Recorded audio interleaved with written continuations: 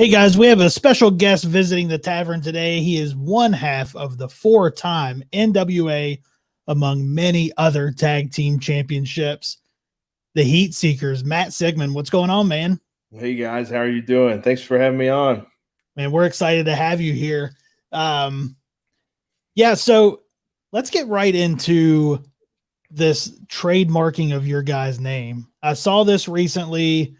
We saw that Stephen P. New got this trademark for you guys. Tell us a little bit about what that means to you. Yeah, I mean it's a big step. I've been in this tag team now for almost 9 years, and there's been a lot of instances on the independent scene where some other guys will take names or the name of the team. Something will get misused somewhere, and it's not always intentional, right? But when you're trying to push something for as long as we have, it's a smart move to protect yourself. And Steven has always been a really good supporter of us over the years. And we figured it was a good move to kind of take that extra step to protect our brand that we've been working on to build. And fortunately, he takes the cake, man. He knocks it out every time. Always looking after us. And he also looks after so many other guys. He helps out the wrestling industry in massive ways that most people never understand or know about, and kind of he's a hidden figure amongst a lot of talent these days, and he doesn't get enough credit. I mean, people love him, they're singing the cornet song with him, but he doesn't get enough credit for what he does to help the community out too. So it's always cool to involve him in stuff. Yeah, and that guy's, he's such a big fan. Not only is he helping everybody out, but he's just a fan. He's a true fan. He's a true fan of the business. Those are rare these days, but great supporter and good guy all around. I'll see him this weekend too, so I'm gonna probably eat dinner with him and hang out after our show. Yeah, they're having the big bash in Beckley, right? Oh yeah, it's shaping up to be a pretty solid event. I know Steven's been pushing it really hard. Gary Dameron and his whole ASW crew, and so it's shaping up to be a pretty fun one this weekend, and hopefully it goes smooth. Yeah, well, we'll be there. So yeah, we'll be there. And what a great name to now be able to call your own. That's one of those names for a tag team. When you hear it, you're like, how has no one else used it? Like, it's just the perfect.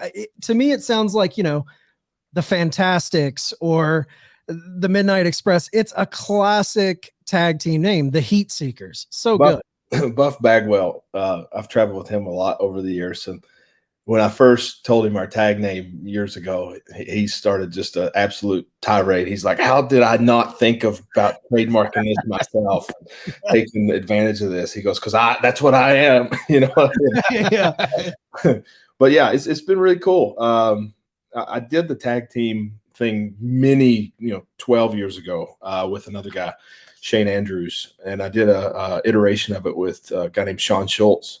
But those were short-lived runs, and they went on to do more single stuff. But I just kind of kept the name circulating, and then finally clicked with somebody who was able to stick around for a very long time.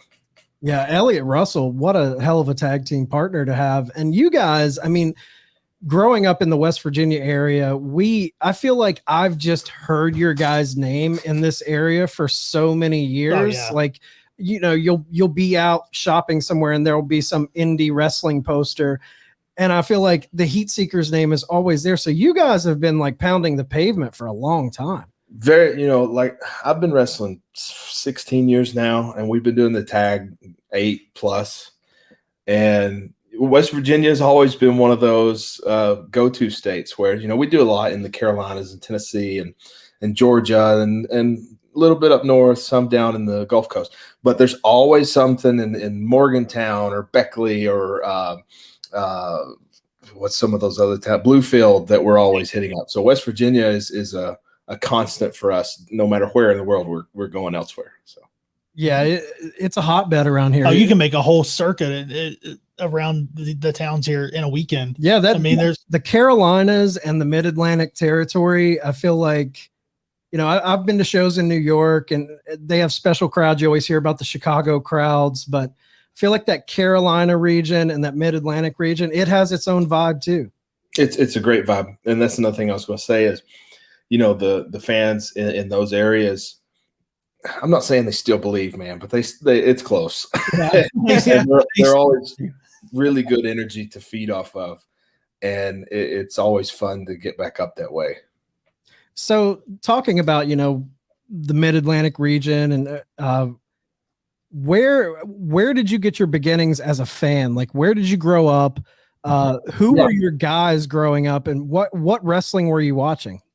So I'm from Knoxville, Tennessee, and that's where I've lived most of my life. It's kind of, I bounced around to Florida and a few other places too. But you know, I grew up watching a lot of WCW, NWA. Smoky Mountain was a big thing, kind of as a child growing up too. But I was a mainstay WCW. I wasn't real big into the WWF, the characters and things like that. I liked more presentation as a sport.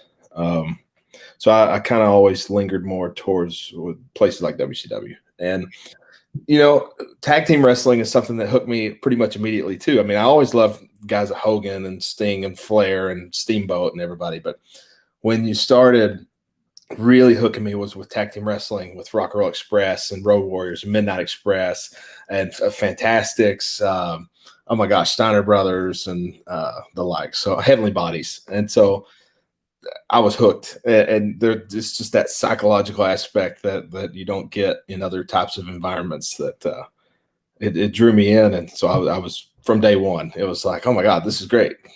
Yeah, I feel like a lot of the guys who are tag team wrestlers today, there is something about getting hooked into tag team wrestling as a fan. Like I've heard Bully Ray, you know, from the Dudleys talk about it. I've heard Dax from FTR talk about it. It's like when they were fans, it was almost predestined that tag team wrestling grabbed you.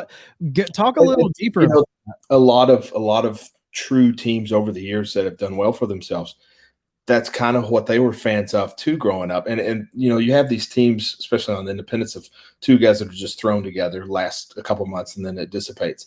But the guys that actually put the time in and stick together through thick and thin, no matter, I mean, Ricky and Robert, there's days they hate each other, right? But, but it's good business a lot of time. And they're the best friends. They love each other too. But you get that itch for just tag team wrestling, man. There's nothing like it in the world. And they're still out there doing it. I mean, oh yeah. We're having to get beat up by them constantly. It's crazy to me that in 2021 we can still see Ricky and Robert any weekend pretty much we want to.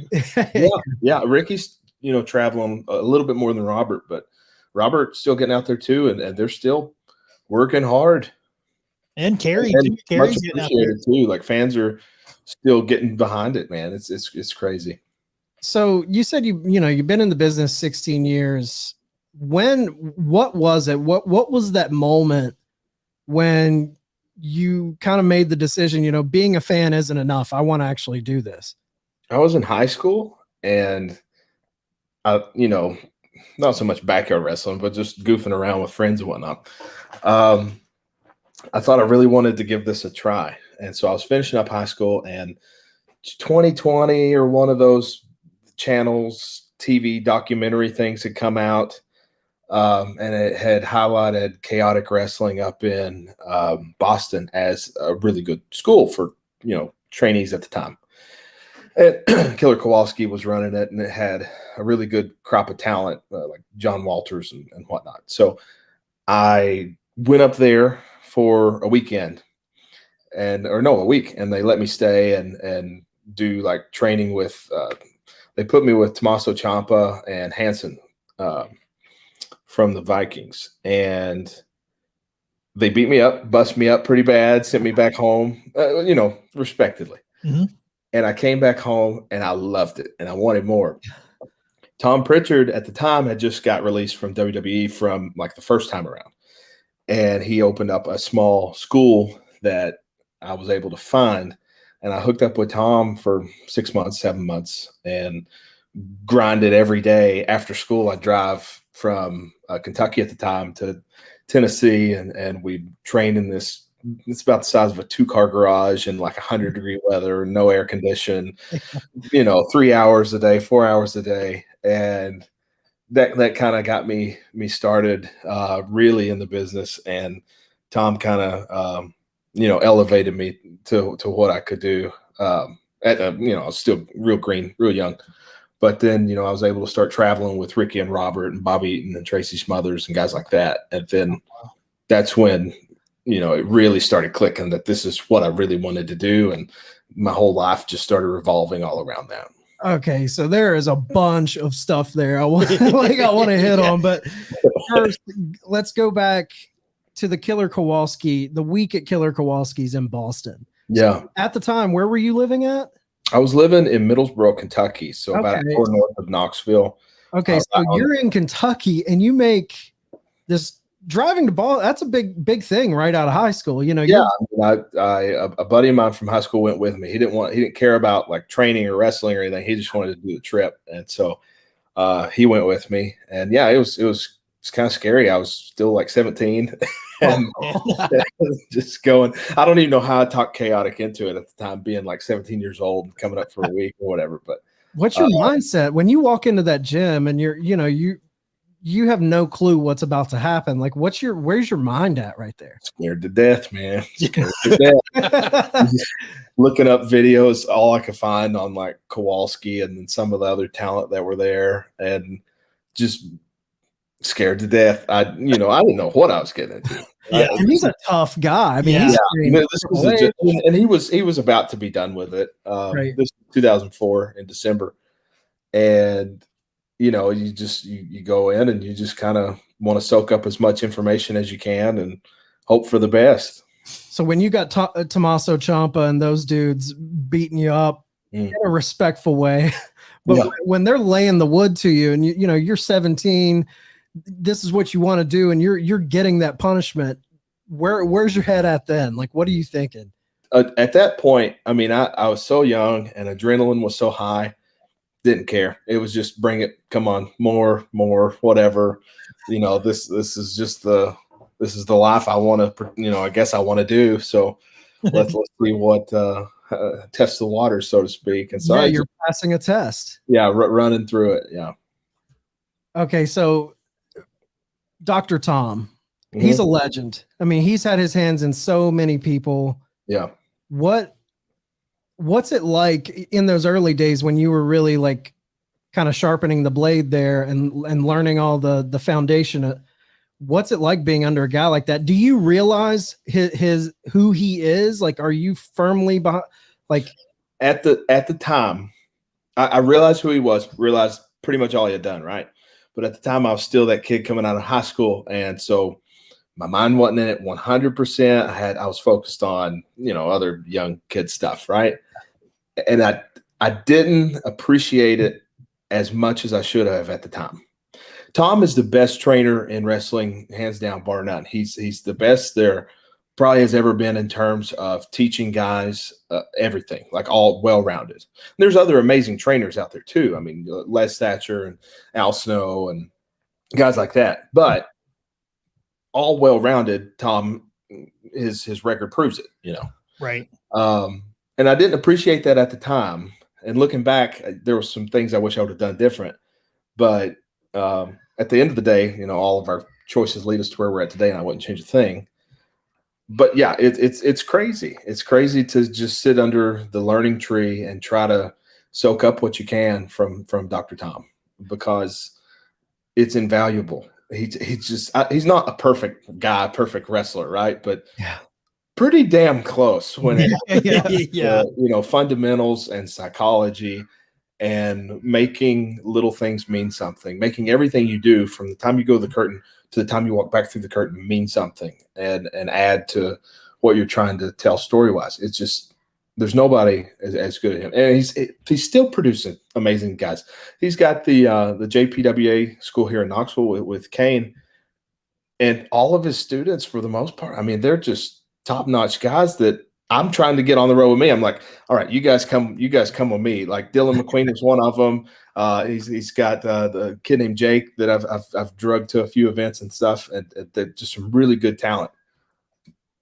So, you know, I'm always fascinated by the psychology. What kind of stuff was he telling you then, you know, coming up that you still look back on and you're like, man, that was something I'll take with me?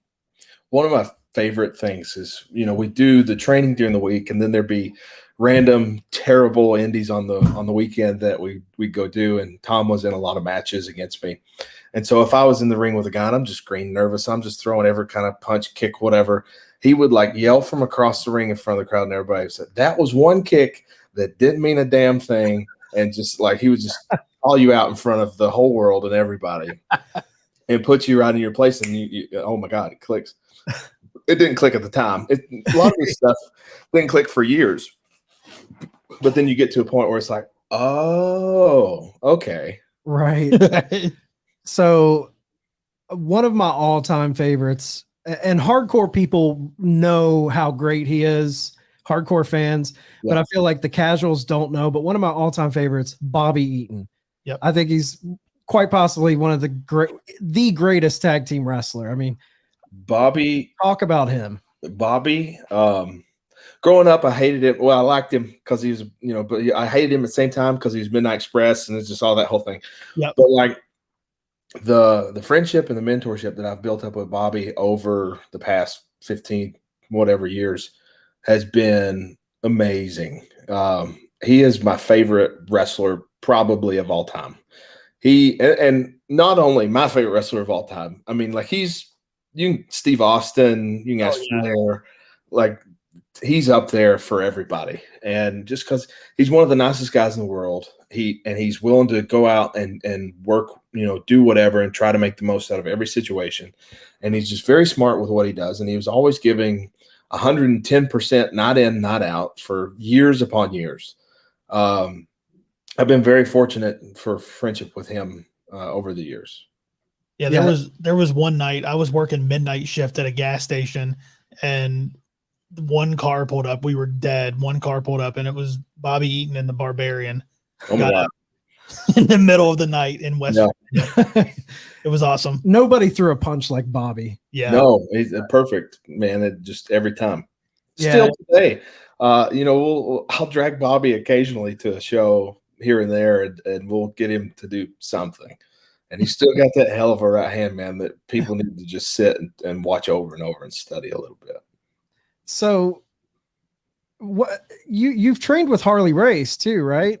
Yeah, I did several of the Harley Race camps that he would run out in Eldon, Missouri before he passed. And those were always really good experiences too, not just for being out there with Harley, but there's 40, 50, 60 guys from all over the world that you can connect with, and you learn from all those guys, and then you make those connections, and that can expand where all you're able to work too. So those were always really cool. And then WWE would send trainers and agents or whatever, and then popular Japan companies at the time. Noah did it a couple times. New Japan did it a couple times. They would send trainers, representatives, wrestlers, that kind of thing. So it's a good place to learn.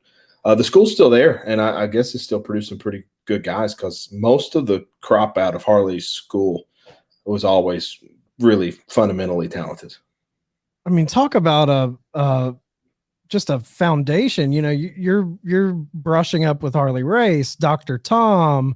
Went to Killer Kowalski's school. I heard Tracy Smothers' name in there. Yeah, talk about Tracy, man. Tracy, man. God, I love that guy, and I miss him so bad. But learned so much. Not even just wrestling with Tracy, right? When he was traveling with you, you learned how to live on the road. Tracy was an amazing person at living on the road and making the most out of whatever hit him that day with the stops you're making and just making the most out of every little thing you can. And just the fun you'd have with Tracy too. Tracy's always constantly laughing, always making the locker room pep up a little bit, you know, even on bad days. And I miss having him around. There's nobody like Smothers. And you know, like you said, I've been very fortunate to have trained with, traveled with, wrestled with a lot of my heroes growing up, and even people that became my heroes after I got into wrestling because I didn't realize how great they were beforehand. And you know, a lot of it was right place, right time. And I'm thank God every day for every opportunity that I've been given with some of these people. You said that Tracy, kind of gave you lessons on how to live on the road. When you're working the indies and you're going town to town, and there's got to be some crazy stories, whether it be off the wall places you guys are wrestling in, or some late night encounter at a truck stop, or some Mid-Atlantic fan that still thinks it's real. yeah. You never know what you're going to run into. It's always an adventure. Some nights you're in the middle of nowhere and there's 6 people in the crowd. The next night it's a packed house, and you might run into drama and trouble wherever. It's crazy. It's wild. So let's talk about the formation of the Heatseekers. Yeah. The current version with Elliott Russell. How did you guys link up? How did he come in to be a part of the team, and how did that all get rolling? Yeah. So Elliott, I was actually training a few guys myself, and Elliott ended up being one of those trainees. He actually came to shows beforehand. Hang on just a second. I'm sending a text. He came on beforehand to shows and was a fan. And then he decided he wanted to get into wrestling, started training with him a little bit. I sent him to Dr. Tom to kind of really train him and improve his craft. We started traveling together a lot, and we were wrestling each other night in and night out. We were married on the road. And I got tired of wrestling him. And I said, we're traveling all the time together anyway. Most of these places are already booking us in a car. Why don't we try to push a tag team on these guys?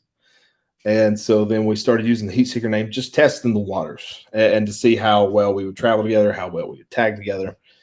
And we really clicked pretty quickly. We clicked pretty quickly. It became something that worked very fast. And the travel was good. The matches were pretty solid, especially for us to really just be starting out together as a tag. And so from there, it just became door open here, door open here, door open here, door open. And next thing we know, we're just all over the place, almost by accident. And so, it's been a wild ride so far. Yeah. What do you think makes you guys a good team? Like what's the yin and the yang of you guys? What do you bring, and how do you guys complement each other? If you're just looking at us from a profile stance, he's the big powerhouse. I'm the smaller fire hydrant technical fella that brings some steam with it too. And that's the story we tell a lot of time.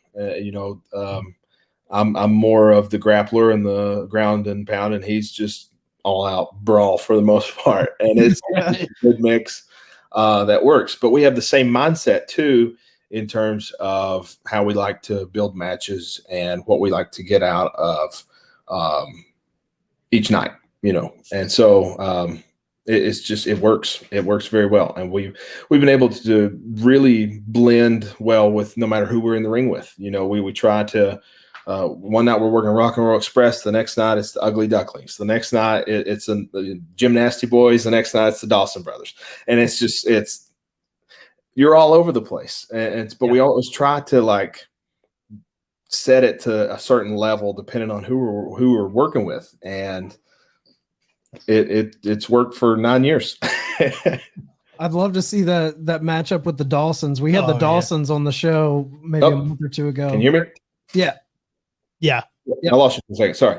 No, that's okay. No, we had the Dawsons on a couple months ago, and those dudes, I bet that's fun to get in the ring with them.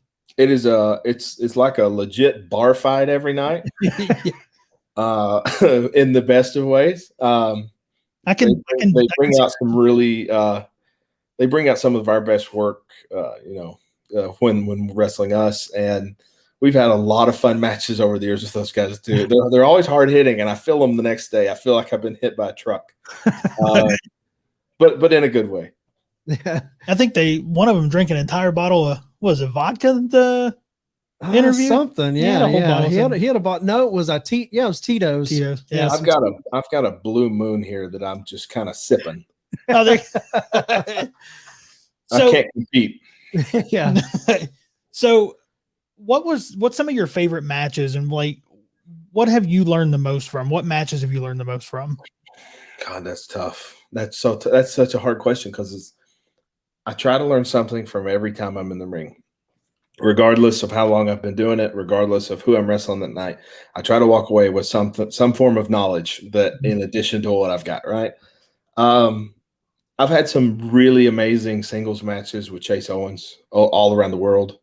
We've wrestled all across the United States, Canada, China, and some of those have been really special to me because we did trial and error with each other, trying to figure out what worked, what didn't, what's the crowd working on, what can I improve.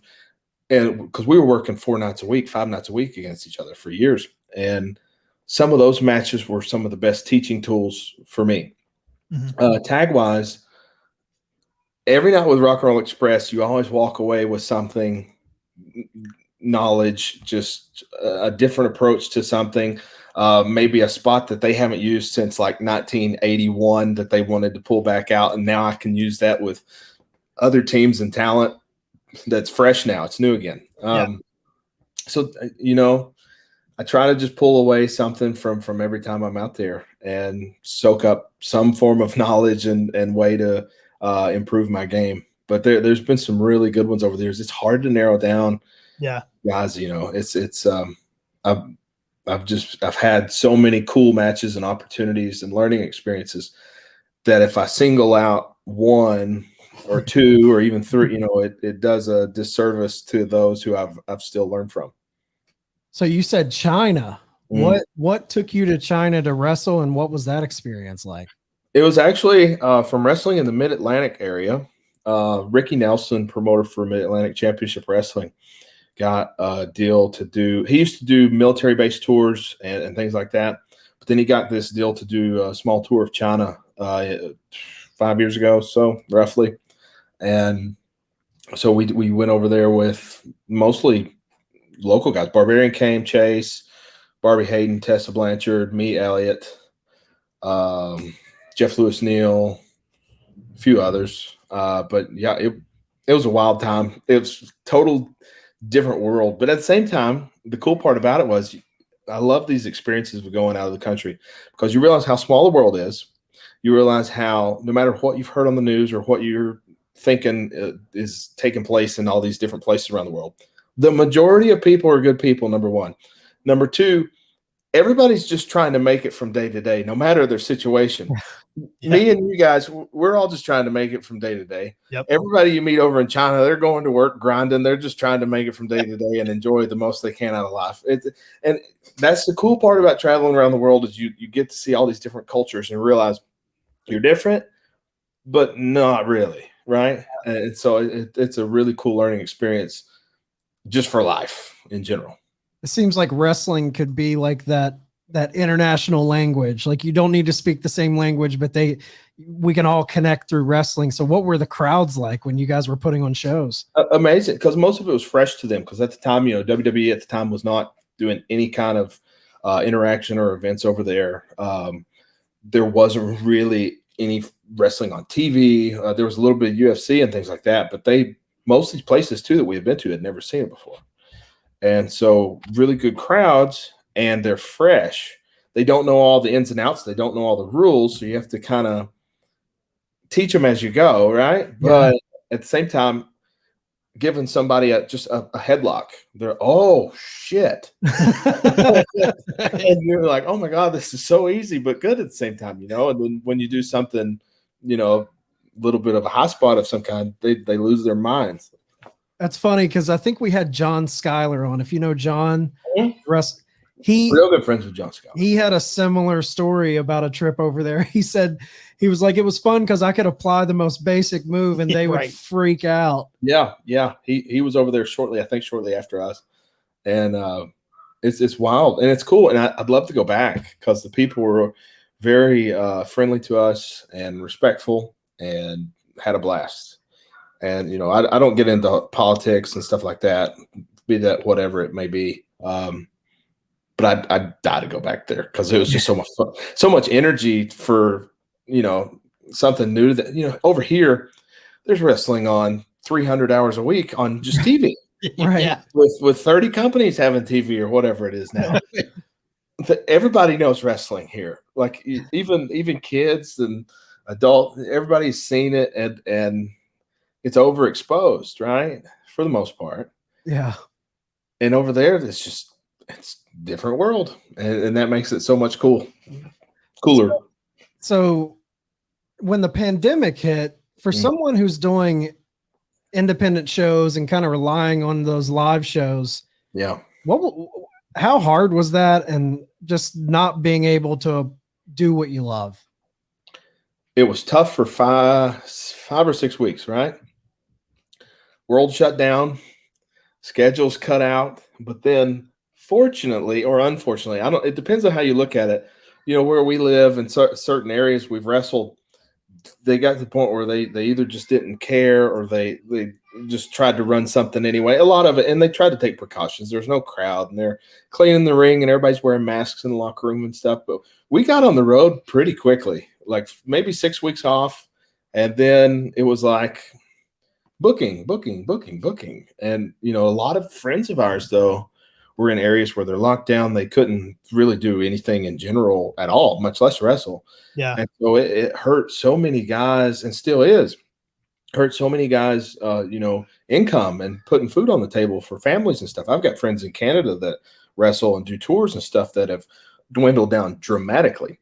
And, but we were very fortunate to kind of get back going again. It wasn't the same kind of schedule that we were running, but it was something. And so that was better than nothing. Now, right now we normally do a couple Canada tours a year. We normally go to Japan twice. That's not happening right now. Canada is just now kind of starting to open things back up a little bit, but I don't see many of the big long tours that we normally do happening. Japan, I don't know when that's going to really be feasible for outside of New Japan running some events and things like that, and guys that can get over there a little bit easier. I don't know when that's going to pick back up. So it's kind of crazy, but we're making the most of the schedule right now, and thankfully it's picked up enough to where we're comfortable. Yeah, I think Gary was one of maybe the first promoter in West Virginia. He started putting on outdoor shows. Yeah. Sure. We did. Started running. There's a football field up there. We did a couple of them, and I don't remember the town, but he started running some outdoor shows, and that was nice to throw those back in the schedule and go back up that way some too. So when you're not wrestling, in those 6 weeks, and when, just even when you're wrestling full time, what do you do to unwind? What do you have, like, hobbies that kind of take your mind off of it? My stress level during those 6 weeks at home was through the roof. I mean, the gym is one of my outlets for stress. Wrestling in front of people is is my major outlet for stress relief. And I try to be a pretty calm, laid back person, right? But oh my God, that was rough. And so many, I can't say it too bad because so many people had it worse and still have it worse than I have. So, but just for me personally, my stress level went through the roof during that time. So, video games have always been a go-to form of stress relief for me, and that became like my all day. Otherwise, I was going to go absolute nuts. What games are you playing? I'm an Xbox guy for the most part, a little bit of Nintendo. So, but right now I've been diving back into Sea of Thieves and Call of Duty Warzone, and looking forward to the upcoming Battlefield and Halo. I play whatever. Mass Effect. I got the Mass Effect Legendary Edition, so I've been reliving memories of my high school childhood. Going back through, those came out when I was in college, I guess. I can't remember. I'm old, and so I'm reliving some memories through that, though. And whatever entertains me at the moment. It's a good it's a good, like, mindless, just kind of detox from everything. It's a good form of detox, and it won't get me in trouble at home. When I drink one of my little Blue Moons, and I turn on the Xbox, and then we're good to go. There's no harm in that, man. There's no harm in that. So what are your thoughts on the current state of tag team wrestling? It's pretty hot right now. I mean, there's always room for improvement, right? But you got a lot of guys taking tag team wrestling serious, and a lot of that is thanks to guys like the Young Bucks and FTR and even the Dudleys and guys that the past several years have been really trying to build tag team wrestling back up, us included. I love it. I think it's picking up steam every year, it seems. I mean, our money's been increasing every year. I can't complain. But in general, I think the overall has been good for tag team wrestling over the last few years. People rag on WWE a little bit for tearing up tag teams or not focusing on tag teams or throwing guys together, whatever. But that's just their business model and what they do. Right. But there's still great tag teams there. New Day has been together for how long now? It's crazy, And, it's been a long time. Yeah. So and they've got some other guys up there too that are really working hard and doing well with tag wrestling. So I'm excited for it. I mean, the more attention that gets put on it, the better off I am, because if people all around think tag team wrestling is a draw, then they're going to keep paying me. So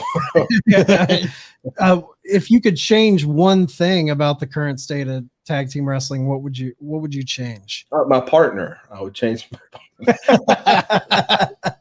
No, there was a time when tag team wrestling was the main event draw for a show. And I think if treated with respect and if treated right, it can be a constant main event for a show, drawing people and ratings and whatnot. I don't know what I would change. One thing I would change across all companies and all brands, just to treat it with a little bit more respect, because there's so many guys that just bury the art form of tag, and everybody's art form's different, and there's different flavors of ice cream for everybody, right? But just for me, people bury the art form of tag team wrestling, and they take away so much of what it could be to me. And I think if it was just treated with a little bit more respect, establish rules a little bit stronger, they could get so much more out of it, and that they don't know what they're missing. Maybe hold on to that tag rope a little more. Hold on to that tag rope. Don't bury the ref. Don't come in a million times in the ring and go past whatever count the ref's trying to get before you get your partner out. Just make tags. Just make a tag to come in the damn ring. It's simple. Don't just come in the ring and start hitting moves for no reason. I could go on, but it's this isn't a question. This is just a statement. But knowing how you guys work and seeing what you've done in the past and hearing you talk today, I hope NWA Crockett Cup comes back around, and I would love to see the Heatseekers in a tournament like that. What would you think about? Because I feel like you guys fit perfect in that NWA system right now. Yeah. We had a fun run with NWA when we did the 4 title reigns. Right. We didn't get along with Dave Lagana, who was in the office there. He's out. Nothing against him. We didn't see eye to eye with him on some things and projects and ways, directions and whatnot. But that just didn't work at the time. I love Nick Aldis. I love most of the crew at NWA. Real big, I'm friends with Jack Stain and Crimson and most of those guys that are down there now. And being in that system would be fun. I don't know if it'll happen because we've got a lot of irons in the fire right now that could be really, really solid and fun. Kind of just seeing how the next 6 months or so goes. But going back and playing around with the NWA for a little bit would be fun. There's so much out there, though. I mean, there's so, like you said, I mean, I picked them out of the blue, but there's so many. It's really good that there's so much out there. I love that there's NWA and MLW and Ring of Honor and AEW and Impact. And there's so many, because the more companies there are that are established and doing well and drawing good houses and getting advertising money and selling tickets, the more jobs there are for people, for the wrestlers, right? And that's what I care about at the end of the day. I want my friends out there to be able to feed their families and provide support for the people they care about. And it's really cool to see so many companies getting supported as strongly as they are. I know NWA just sold out their upcoming St. Louis show. I know MLW's been doing really well up there at the Philly tapings. I know that Impact has started drawing fans in, and they've been drawing really good ratings for some of their TV and pay-per-views again. AEW's selling out all their road shows now. WWE's packing out. There's so much good going on. Yeah. And that's just good for business overall. And rising tides, man. Yeah, man. And so everybody supports everybody for the most part. I don't think there's really heat between any companies right now. Even WWE, everybody wants everybody to succeed because it just helps the business overall. Yeah. And I think it's good for all of us. Absolutely. Now, where can the fans expect the Heatseekers? Like, what's in store for the future of the Heatseekers? Saturday, we'll be in Beckley. Outside of that, we do a lot with PWX down in North Carolina, South Carolina. That's pretty much our home promotion right now. Very proud of what we're doing with them. World Fighting Showcase throughout West Virginia and the Tri-Cities area and Tennessee. We've been doing a lot of work with them. We're at Innovate Wrestling a lot. We really enjoy all the places we're at right now. Do we want more? Absolutely. I don't know what that looks like quite yet. I'm getting a pretty good idea on what that looks like. But we're just out to make the most of every day and try to just keep expanding what we've been doing and take it to the next level, whatever that may be.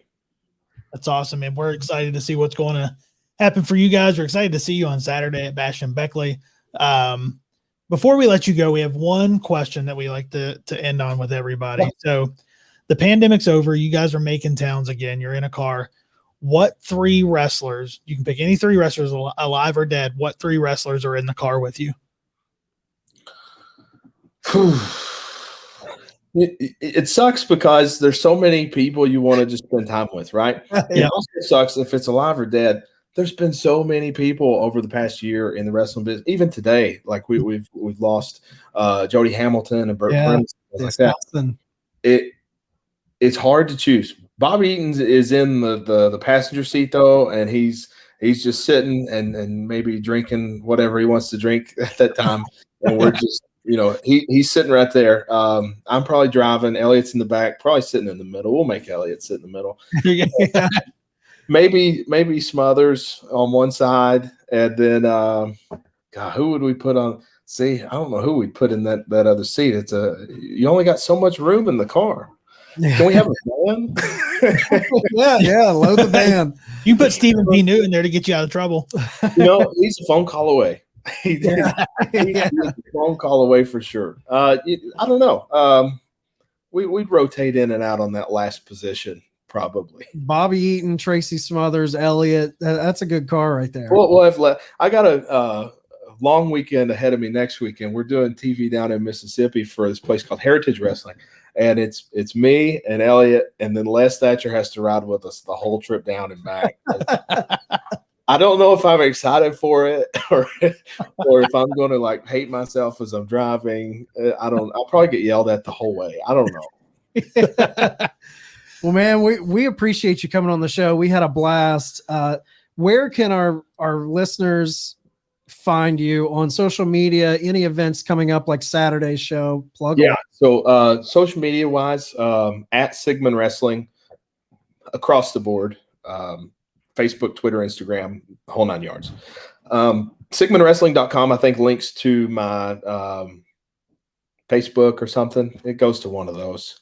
And then, as far as events, look up PWX. We've got a Battlefield X event coming up in the end of the month. We're always doing stuff with World Fighting Showcase and Innovate Wrestling, Appalachian Mountain Wrestling, All-Star Wrestling like we're at this weekend. This weekend's going to be fun. I'm telling you what, I'm excited about that one because these people are going wild. And Stephen New has hyped up this thing so much there in West Virginia.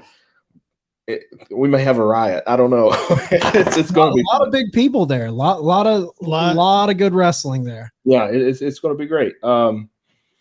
but yeah, you can check out any of those companies. There's so many other places we're at too. We try to. It's hard to name drop them all. Yeah. There's so many letters and initials to memorize. I can't. WrestleForce down in the Carolinas is another company we do a lot of fun events for in South Carolina too. So check them out.